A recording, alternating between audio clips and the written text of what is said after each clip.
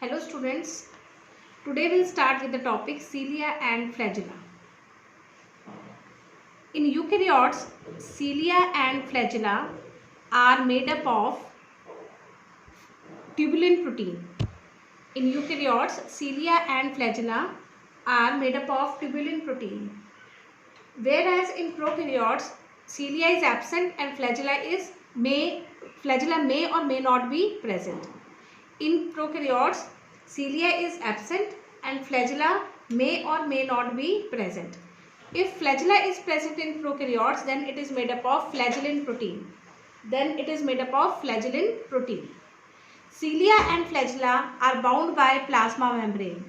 They are surrounded by plasma membrane and they have 9+2 arrangement. Means they have 9 peripheral fibrils and 2 fibrils in the center. 9 fibrils are peripheral and 2 are central. The peripheral fibrils are doublet in nature. They are doublet. See, this whole full circle is A subfibril and semicircle is B subfibril. So 2 subfibrils are present, A and B. A of one doublet is connected to B of another doublet. So this A is connected to B by AB linker. One doublet is connected to adjacent doublet with AB linker. These two central fibrils are connected by transverse bridge. These two central fibrils are connected with transverse bridge and they are separated from the peripheral fibers by central sheath. They are surrounded by central sheath. These doublet fibrils are connected to central sheath or central fibrils with the help of radial spoke. This is radial spoke. Doublet fibrils are connected to the central fibril with the help of radial spoke. Peripheral doublet fibrils have 2 arms. One is made up of dynein protein and another is made up of nexin protein.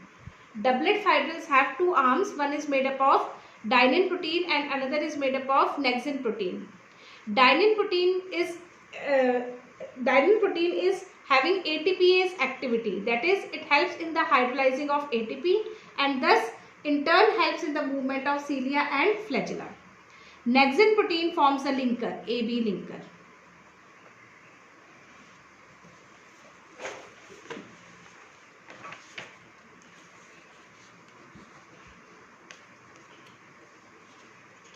So now we have started with cilia and flagella.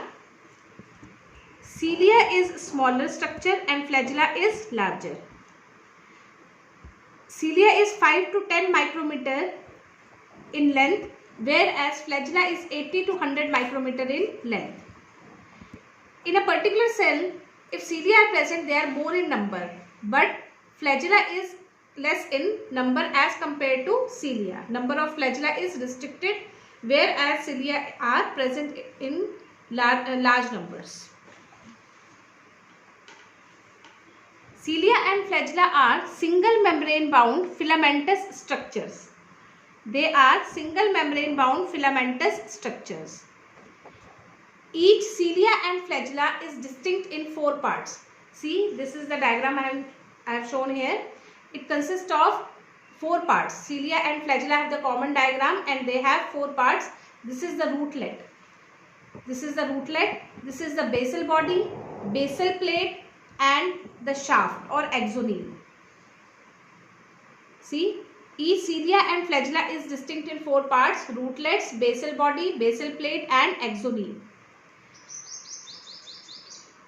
This axoneme has, I have shown here, these 2 are central fibrils. These are peripheral fibrils. Peripheral fibrils are connected to the central fibril with the help of radial spoke. And 2 central fibrils are also connected with each other with the help of transverse bridge. So, cilia and flagella has 9+2 arrangement because 9 doublet fibrils are at the periphery and 2 are in the center. Whereas centriole has 9 plus 0 arrangement. 9 peripheral fibril has 9 peripheral fibril and 2 central fibril. Therefore, we call it as 9 plus 2 arrangement. Each peripheral fibril is doublet and each central fibril is singlet. This I have shown you in the earlier diagram. Peripheral fibrils are connected to central hub by spokes. Peripheral fibrils are connected to central hub by radial spoke. Peripheral fibrils are doublet A and B. A subfibril produces 2 arms. From A subfibril, 2 arms originate, which are made up of nexin and dynein protein.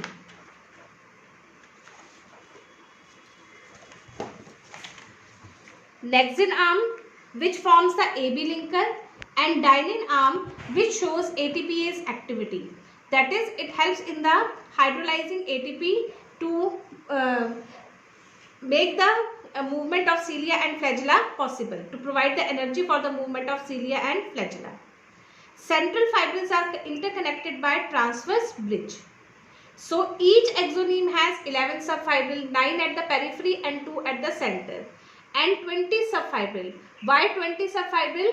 Because 9 peripheral fibrils were doublet. So 9 2s are 18 plus 2 subfibrils in the center.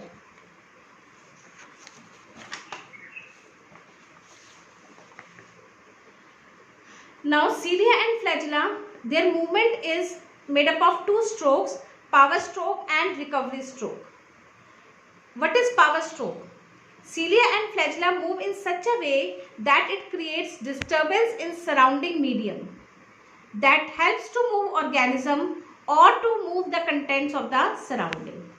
So in power stroke, they make disturbances in the surrounding medium that helps to move the organism or to move the content of the surrounding. Next is recovery stroke. In recovery stroke, cilia or flagella move in such a way that it do not create any disturbance in surrounding and comes back to the original position. So in this way, cilia and flagella helps the organism to move by power stroke and recovery stroke. So children, I have already told you that cilia and flagella are present in eukaryotes, whereas in prokaryotes only flagella is present.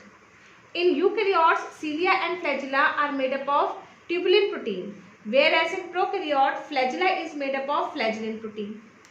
In prokaryotes, flagella is single-stranded, whereas in eukaryotes, flagella is 11-stranded. There is one more difference between the flagella of pro and eukaryotes.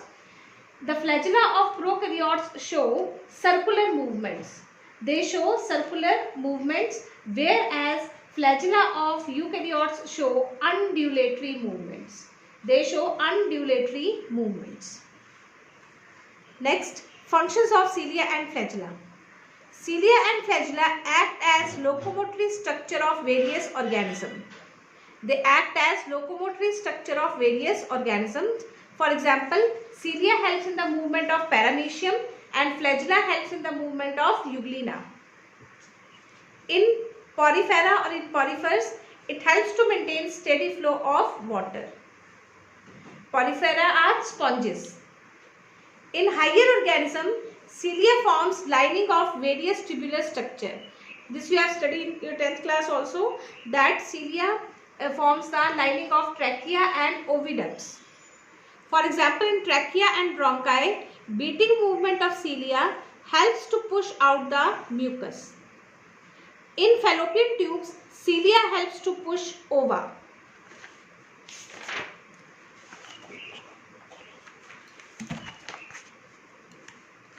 In ventricles of brain, cilia of ependymal cells help to maintain flow of cerebrospinal fluid. In ventricles of brain, cilia of ependymal cells helps to maintain flow of cerebrospinal fluid, that is CSF. Thank you.